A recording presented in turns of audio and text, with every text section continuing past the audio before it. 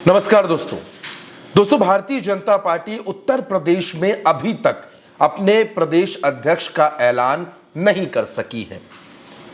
भूपेंद्र चौधरी की अगर मैं बात करूं तो इनका कार्यकाल जनवरी 2023 में खत्म हो गया था। यही वो वक्त था जब भारतीय जनता पार्टी के राष्ट्रीय अध्यक्ष जेपी नड्डा, उनका भी कार्यकाल खत्म हो चुका था, लेकिन उनको एक्सटेंशन दिया गया। बीजेपी ना तो अभी तक राष्ट्रीय अध्यक्ष बना पाई है और ना ही उत्तर प्रदेश में प्रदेश अध्यक्ष की नियुक्ति कर पाई है। उत्तर प्रदेश बेहद खास है राजनीति के लिहाज से, क्योंकि ये वही प्रदेश है जो देश की सियासत तय करता है। दोस्तों, उत्तर प्रदेश को भारतीय जनता पार्टी ने 98 संगठनात्मक जिलों में बांट रखा है। यहां पर जो सूची जारी हुई उसमें 70 जिलों के अध्यक्षों का ऐलान कर दिया गया। 28 संगठनात्मक जिले अभी भी अटके हैं। और अगर मैं आपसे बात करूं मंडलों की, तो 1819 मंडलों में से 1610 मंडलों के अध्यक्ष का ऐलान किया जा चुका है। यानी कि प्रदेश अध्यक्ष बनाने का जो कोरम है वो पूरा हो चुका है। इसके बावजूद प्रदेश अध्यक्ष का ऐलान नहीं हो रहा। जनवरी, फरवरी, मार्च, अप्रैल सब खत्म हो गया, मई की शुरुआत हो गई, लेकिन बीजेपी अभी तक अपना प्रदेश अध्यक्ष नहीं तलाश पाई। मामला कहां पर अटका है, पेच क्या क्या है, यह समझना बेहद जरूरी है। दरअसल दोस्तों, उत्तर प्रदेश में भारतीय जनता पार्टी को लगता था कि वो प्रदेश अध्यक्ष लोध बिरादरी से बनाए। इस प्रदेश में स्वर्गीय कल्याण सिंह मुख्यमंत्री भी रहे, राजस्थान के राज्यपाल भी रहे। कल्याण सिंह लोध बिरादरी के सबसे बड़े नेता थे।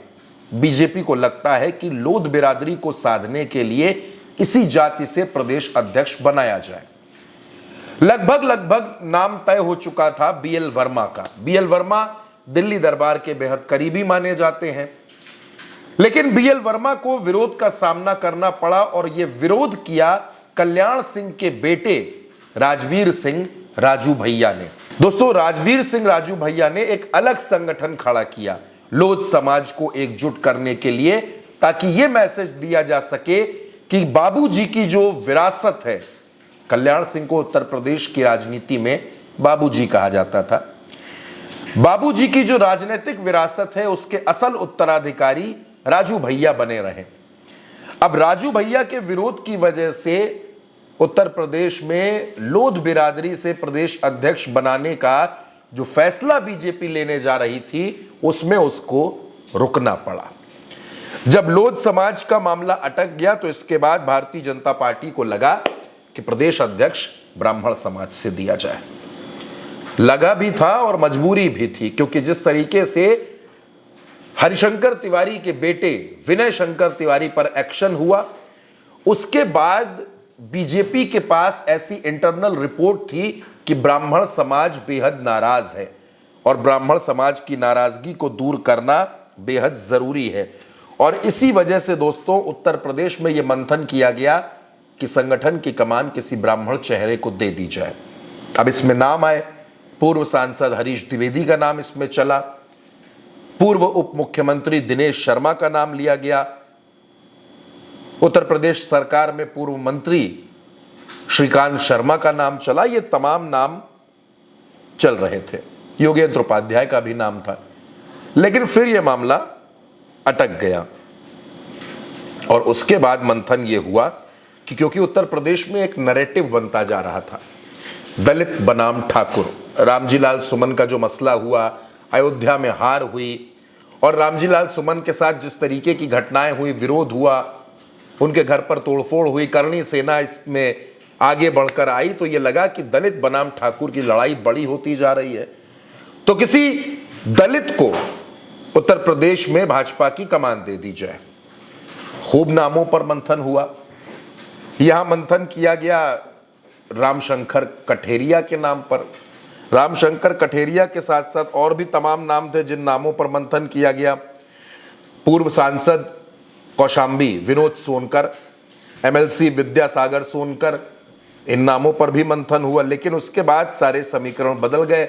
इस बीच पहलगाम का हमला हो गया और ये लिस्ट, ये मंथन ये ऐलान, ये सब वहीं का वहीं अटक गया।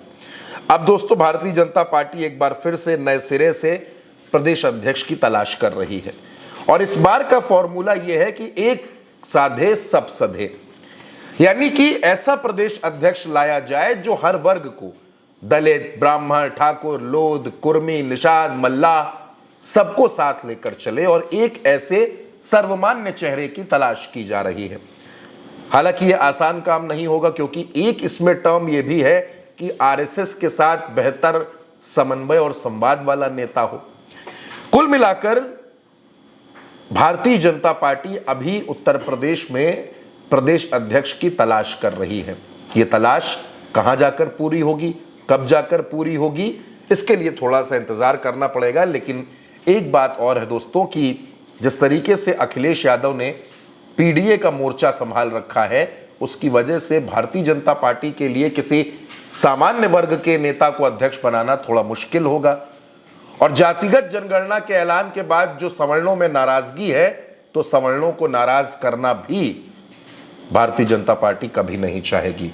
यानी कि स्थितियां दोनों तरफ से विपरीत हैं, एक तरफ कुआं, एक तरफ खाई, और बीच में फंसी है भारतीय जनता पार्टी। अब बीजेपी का प्रदेश अध्यक्ष कौन होगा, किसके नाम पर मुहर लगेगी, इस ऐलान में अभी थोड़ा सा वक्त लगेगा, थोड़ा सा इंतजार कीजिए, उसके बाद पता चलेगा। फिलहाल इस खबर पर आप जो कुछ भी कहना चाहें, अपनी राय हमें कमेंट बॉक्स में जरूर बताएं और चैनल को सब्सक्राइब करना बिल्कुल ना भूलें।